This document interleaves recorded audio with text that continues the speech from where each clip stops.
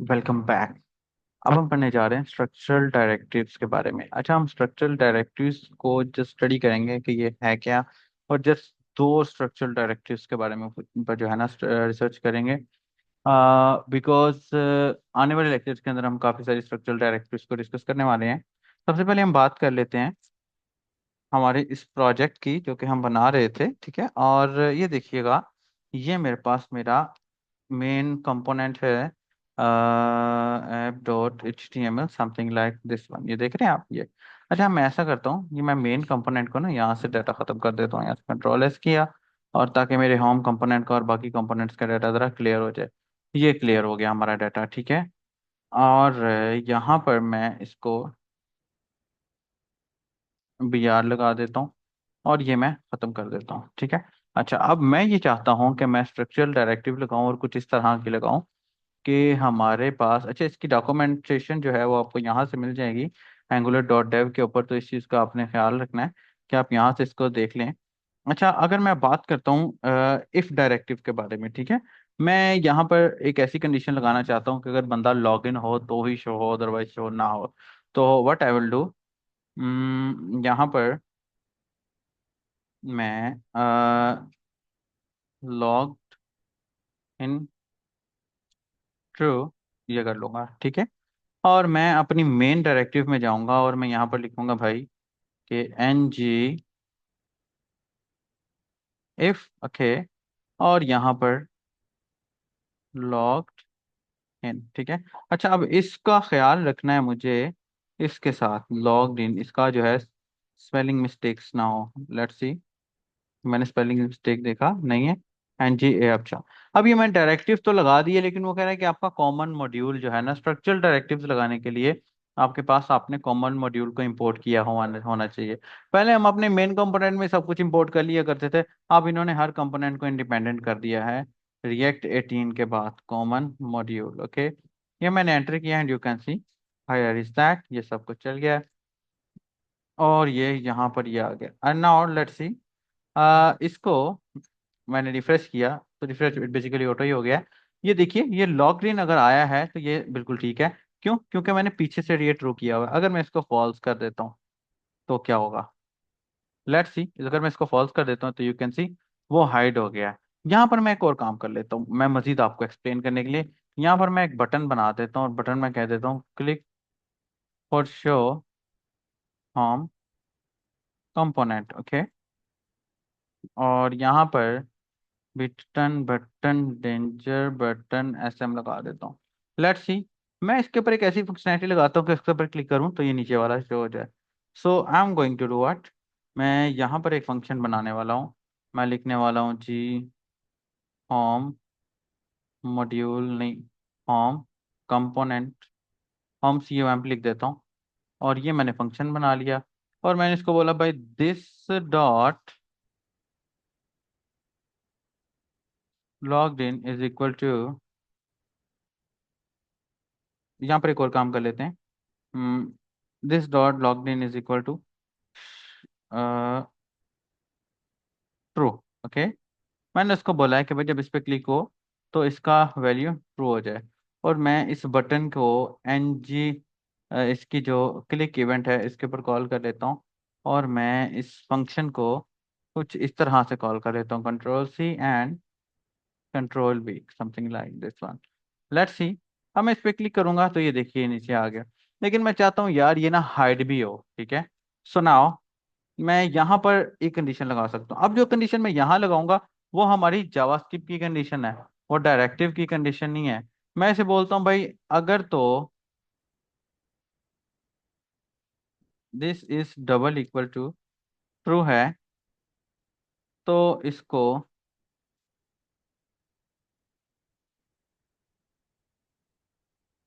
False कर दो, otherwise इसको ट्रू कर दो। लेट्स सी नाउ, आप देखिएगा, मैंने इस पे क्लिक किया, शो हो गया। इस पे क्लिक किया, खत्म हो गया। फिर शो हो गया, फिर दिस वन, फिर दिस वन, फिर दिस वन। ये देखिए कितना फास्ट चल रहा है, और एक ही क्लिक के ऊपर चल रहा है।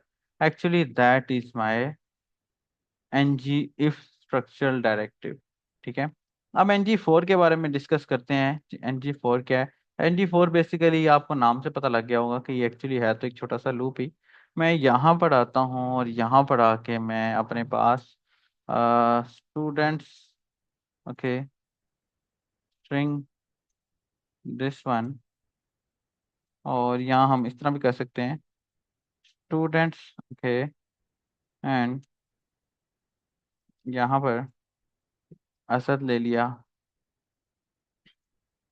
सार्थक ले लिया,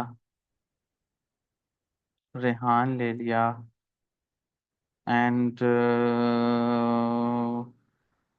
बिल गेट्स ले लिया, एंड सो ऑन। ये हमने चार स्टूडेंट्स को गेट कर लिया। ठीक है। अब अगर मैं इनको यहाँ पर अपने पास कहीं कॉल करवाता हूँ, दिस वन एंड स्टूडेंट्स, तो यू कैन सी दैट कि एरर तो कोई भी नहीं है।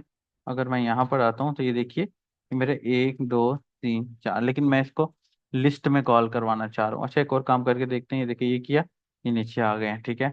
अच्छा, अब क्यों? क्योंकि ये मैंने इसके बाहर करवाए थे। अब मैं इसको लिस्ट में कॉल करवाना चाहता हूँ, तो व्हाट आई विल डू, मैं यहाँ पर यूएल लगाऊंगा। यूएल के अंदर जो भी मेरी लिस्ट है, उसको लिस्ट को लगाने से पहले मैं यहाँ पर लिस्ट लगा दूंगा। मैं लिखूंगा जी star NG4, ओके। अब यहाँ पर ये वाला लूप उल्टा चलता है। लेट स्टूडेंट्स था तो students, student in students, okay, और दिस वन। अच्छा, और एक दफा, अच्छा, इसका लूप का एक स्ट्रक्चर होता है छोटा सा, वो भी हमें देखना पड़ेगा। मैं यहाँ पर कॉमन मॉड्यूल हमने ऑलरेडी कॉल करवाया हुआ है। मैं यहाँ पर NG4 इन Angular 18 दर्शी, ओके,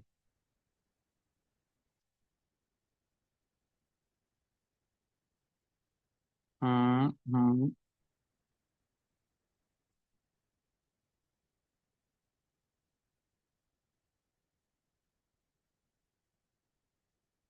स्ट्रक्चरल डायरेक्टिव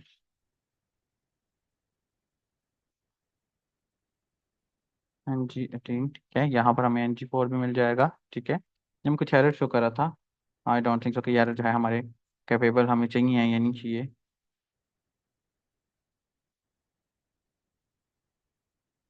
ये लीजिए दिस वन,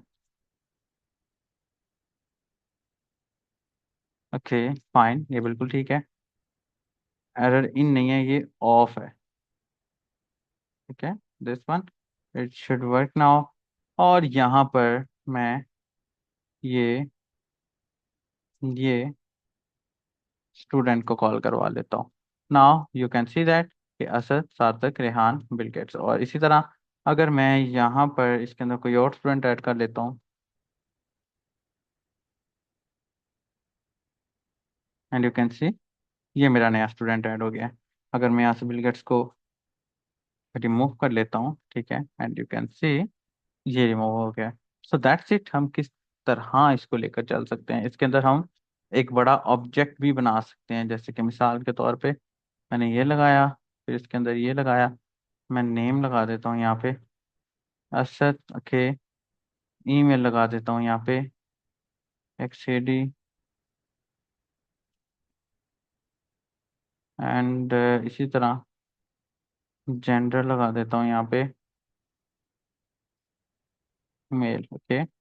और इसी तरह मैं इस ऑब्जेक्ट में एक और वैल्यू डाल देता हूँ, Mohammad Musa, and Musa dot 01 and mail, and you can see यहाँ पर ये देखिए ये ऑब्जेक्ट ऑब्जेक्ट आ गए। क्यों?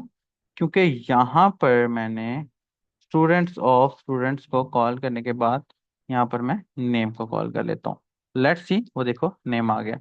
मैं चाहता हूँ भाई नेम के साथ मैं ईमेल को भी कॉल करूँ। ठीक है। इसको हम इन ब्रीफली पढ़ेंगे अभी जब हम API को कॉल करेंगे। जस्ट मैं आपको यूज बता रहा हूँ, student dot email, okay. Let's see, देखिए ये ईमेल भी आ गई है। अब इसी तरह अगर मैं यहाँ पर नया ऑब्जेक्ट ऐड कर देता हूँ, ठीक है, दिस वन, और यहाँ पर मैं लिख देता हूँ Rehan and now let's see, वो देखिए रेहान डॉट अली भी आ गया है। और ये देखिए ये हमारी एन जी इफ भी चल रही है और हमारा एन जी फोर भी चल रहा है। तो that was the structural directive. Structural directive की एक निशानी मैं दोबारा बता रहा हूँ, जस्ट ये है कि अगर आप इसको जो है और वो वाली डायरेक्टिव जिनको आप HTML के अंदर इस्तेमाल करते हैं, that is structural directive. Structural directive कभी भी HTML से बाय .ts फाइल के अंदर इस्तेमाल नहीं होगी। सो आई होप को आपको लेक्चर की समझ आई होगी। तो यहाँ तक अगर कोई क्वेश्चन है तो पूछ सकते हैं, वरना हम मिलते हैं हमारी नेक्स्ट वीडियो में। कम वीडियो को लाइक कर दीजिए, चैनल को सब्सक्राइब करना ना भूलिए। अपना बहुत सारा ख्याल रखिए। God bless you and good bye.